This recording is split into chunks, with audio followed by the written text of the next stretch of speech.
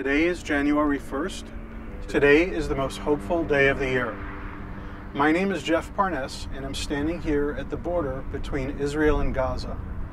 I've been privileged to be here 5 times this past year, and even more privileged to get to know people on both the Israeli and the Palestinian side, people who have love in their hearts and also have hope. Earlier this year, on May 13th, just a few days before the 70th anniversary of Israel Independence Day, I wrote the following open letter to the people of Gaza. It's called, I am a Jew and I care about you. Ana Yahud wa ana ahtum bik. I'd like to read it to you. 1 week ago Friday, I had the privilege of speaking with 2 Palestinian men in Gaza on the telephone, Jamal and Mohammed. I spoke with them in both Arabic and English. Marhaban ya Jamal wa Mohammed. Hello Jamal and Mohammed. Ismi Jeffrey. My name is Jeffrey. Ana min New York. I am from New York. My grandfather was born in Jerusalem, El Quds. To which Jamal and Mohammed responded, wow, Jerusalem is a very special place. I continued, Ana Yahud, I am a Jew.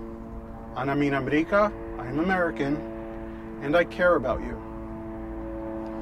Jamal and Mohammed immediately responded, thank you for those feelings, Jeff. We send them back. We care about you too. I believe peace is built one relationship at a time, between one person and another. I believe that peace is about recognizing the fundamental humanity of the other. I believe God wants us to build connections between people, and I believe those connections between people are holy. Most importantly, I believe in the right of Palestinians and Israelis to both live in freedom, dignity, and security as equals in the eyes of God, our Creator. This special phone call with Jamal and Mohammed was made possible by some wonderful people from Holland, Toon and Annelies, who traveled to Gaza to provide trauma support for Palestinians. Toon and Annelies and their friends then traveled to Israel to come to the Lighthouse to Gaza, a very special place near Kibbutz Be'eri and very close to Berej, where Israelis and Palestinians have been gathering each Friday for the past 8 weeks to open their hearts, open their minds, and open their ears to listen to the voices of the people from Gaza. I traveled from New York to be at the Lighthouse to Gaza 4 times in the past month. I brought with me stars of hope, wooden stars painted with messages of love and compassion by children from around the world. But the real reason I keep going back to the weekly meetings at the Lighthouse to Gaza is to learn about hope. Rami taught me about the power of walls. Walls separate, and walls make it easy for us not to see the people on the other side. But when we build physical walls to separate and protect us, we also build walls in our heart that make it harder for us to feel the humanity of the people on the other side. In doing so, walls diminish from our own humanity. Roni taught me about the power of love. A resident of a village right next to the separation wall with the northern part of Gaza, Roni had rockets land on her house.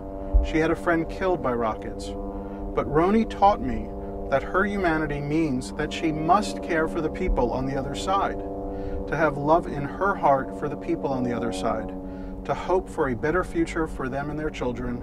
They are our neighbors. We must care about them too. Radir, a Palestinian woman from the north of Israel, has traveled to the Lighthouse to Gaza and brought friends many times. I watched as she cried openly one day, knowing that her Palestinian brothers and sisters would be wounded, some killed by Israeli army sniper fire not far from where we were sitting. I watched as Israelis comforted her, put their arms around her, shared her pain. I believe humanity is about acknowledging and feeling the pain of the other. As a Jew from America, I recognize how painful this week will be with the 70th anniversary of the Nakba. My heart breaks for all the Palestinians mourning the loss of their homes, their villages, their homeland, and their way of life. My heart breaks for all the people, young and old, who will die this week, or will be injured physically or emotionally from the continued trauma, from expressions of rage, from the military response with bullets, with bombs, with tear gas. Your pain is real, and I acknowledge that. As a Jew, I must also acknowledge the pain of the many people on this side of the border too. of the many Jews who were uprooted from their beloved communities across the Arab world in response to the Nakba. I have met many here who still mourn the loss of their connection to their beloved villages and cities and way of life from Tislit, Morocco to Baghdad, Iraq. And as a Jew, I must acknowledge the pain of all the people who still bear the trauma of the Holocaust.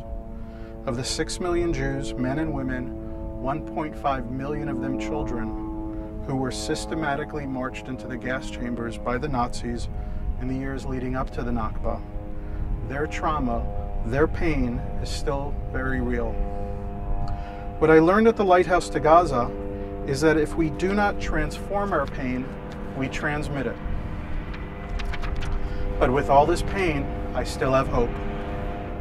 There is a Holocaust survivor here in Israel by the name of Israel who volunteers his time to drive Palestinian families from the checkpoints in the West Bank to Israeli hospitals so that their children can receive dialysis and chemotherapy.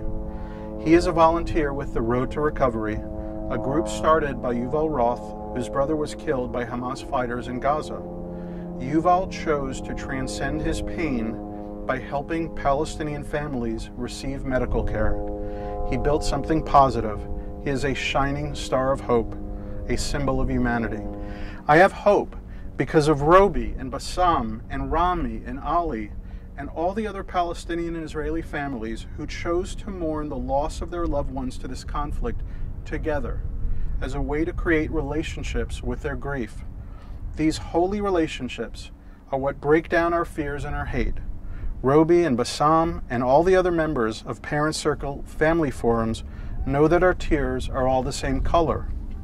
I have hope because of my friends Suleiman and Chen, Osama and Maya, and all the other members of Combatants for Peace who decided to throw down their weapons and follow the path of non-violent political protest to bring about a peaceful resolution to the Palestinian-Israeli conflict and independence for the Palestinian people.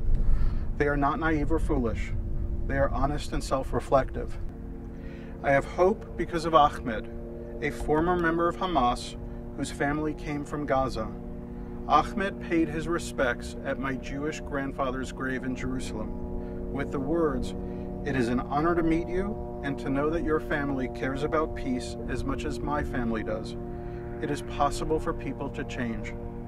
And I have hope because of all the extraordinary people I have met in recent weeks, from Women Wage Peace and Other Voice, and Umdim B'Yachad and Mahsom Watch, who are aspiring for moral and spiritual perfection, who are doing things with their actions, with their voices, to say, people of Gaza, we hear your pain, you are not alone, we are with you.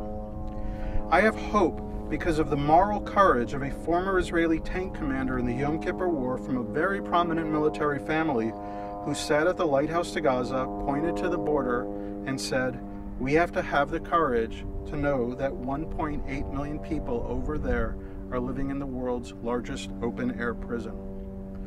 Each one of these people are trying whatever they can do as citizens to change the political situation, the military situation, the consciousness of the people and leaders. Each one of these people is a living example of the biblical commandment to love thy neighbor. And I have hope because of the friends I have made in Gaza through the use of technology to create genuine connections and friendships of respect, compassion, hope, and love. Jamal, Mohammed, Marwan, Omar, Rami, Manar, and Jaudat. One of my favorite videos on the internet is the mystical Rabbi Menachem Froman of blessed memory, who walked into a Palestinian Muslim village in the West Bank in a Jewish prayer shawl after radical settlers burned the mosque. Rabbi Froman spoke to the crowd. Real men of God do not burn houses of God. He then led the crowd in a chant of Allahu Akbar. He was right. God is great. But my God, our God, the God of Abraham, also demands we speak the truth. On the eve of Israeli Memorial Day, the saddest day in the Israeli calendar, David Grossman, the recipient of this year's Israel Prize for Literature, addressed thousands of Israelis and Palestinians who gathered at a park in Tel Aviv to mourn together. He proclaimed that after 70 years, Israel does not yet have a home. Israel has a fortress, but not a home. A home is where people can relax, and Israel will not have a home until the Palestinians have a home. He spoke the truth. He feels your pain. There is a story in the Jewish tradition that a woman came to her rabbi with a very difficult problem, a very emotional problem, a problem of grief and loss. The rabbi responded to her, "I cannot solve your problem, but I can cry with you. I realize my words here will not bring any immediate help to our brothers and sisters, our neighbors in Gaza. My words will not restore electricity, put food in the bellies of children crying out in hunger, provide clean drinking water, put needed medicines on the shelves of hospitals. And my words may not speed up the process to help the Palestinian people live in freedom, peace, and dignity. This will be a difficult week, a painful week, and I pray for the moral courage, vision, and commitment to our shared humanity for all the leaders on both sides. But I hope in some small way my simple words may reach across the border of Gaza and touch your heart and soul, and in some small way give you hope to know that there are people on the other side who have genuine love in their hearts for you, your families, and your future. I am a Jew, and I care about you." Jeff Parness, May 13th, 2018, Kibbutz Be'eri, the Lighthouse to Gaza. I am just one man, but I have hope. And I hope and pray that each one of us uses every single day of this beautiful new year to show in our words and our actions that love is stronger than hate. Shukran, wa ma salama, shalom, peace.